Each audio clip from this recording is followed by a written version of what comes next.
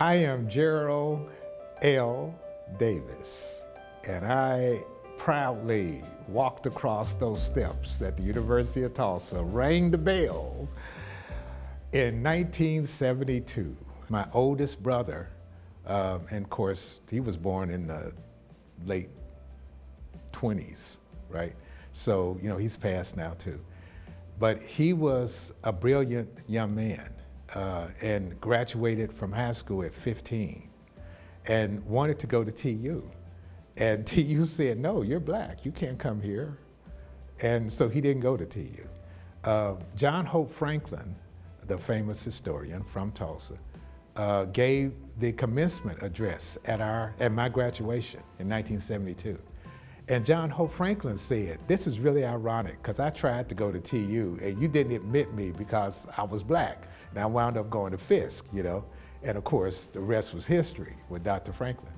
At the University of Tulsa in 1968, when I first walked on the campus, there were very, very few African Americans. You saw African American football players and a few on the basketball team, but the school did not have black athletes until 1963, when Willie Towns was a football player, and in 1965, they had black athletes from the basketball team. So now I'm in 1968.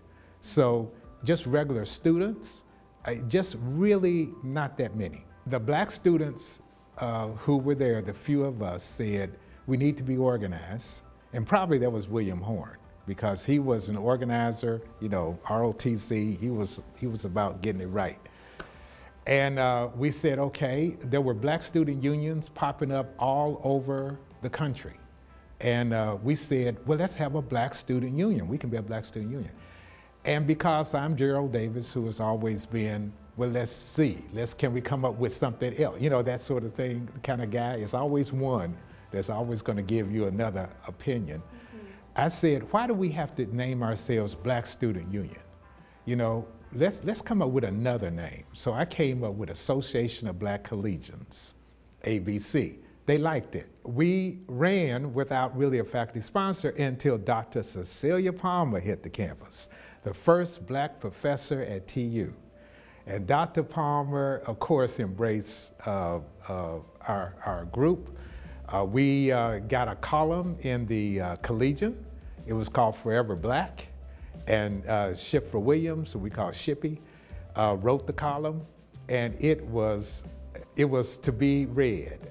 If we don't see ourselves in the other person, we will continue to be separate from people. But we have to look for ourselves in that person. And that's where the empathy and the compassion comes. So that's why I was talking about necessity. There has to be an ABC at every PWI, predominantly white institution, because these young people need to know that they are somebody, and they can't just rely upon how people look at them. They can't use that as a barometer. They have to have something that says, yes, you can.